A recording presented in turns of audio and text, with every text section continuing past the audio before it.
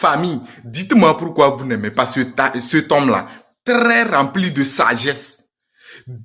Je ne sais pas comment le qualifier. Il n'y a pas son deux au fait. Dites-moi comment vous faites pour ne pas aimer quelqu'un comme ça au fait.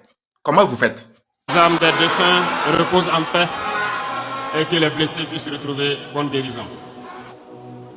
Camarades, l'émotion est grande, certes, mais permettez-moi que j'articule mes propos en 3 phases.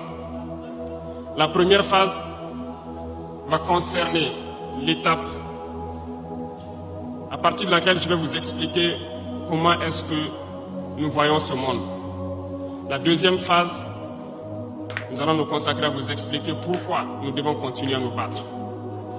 Et après, l'étape la plus importante, ça serait de vous décliner de façon sommaire la vision pour l'avenir, si je peux m'exprimer ainsi.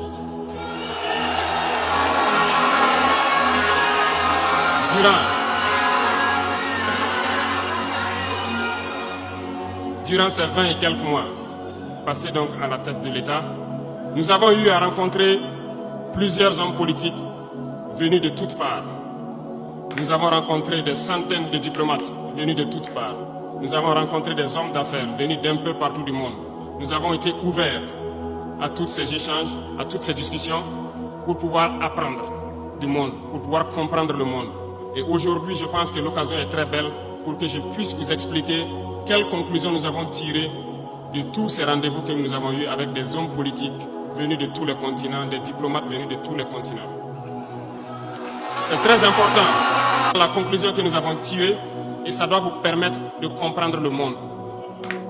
Parce que souvent, dans nos contrées, nous n'avons pas cette perspective de pouvoir avoir accès à certaines personnes qui vont vous enseigner beaucoup de choses à travers leur comportement, à travers leurs propos, et aussi en vous disant comment ils nous voient.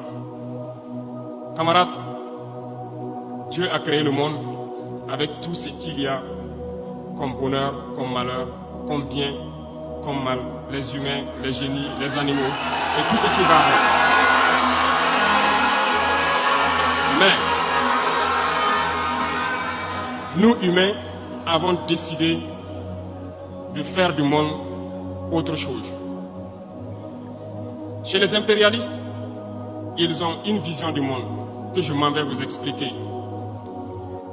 Le monde se résume en un triangle pour eux. Vous verrez le triangle dans la plupart de leurs insignes. Peut-être que vous ne comprenez pas, mais le monde se résume en un triangle. Pour eux, au sommet du triangle se trouve l'empire du bien. Et l'empire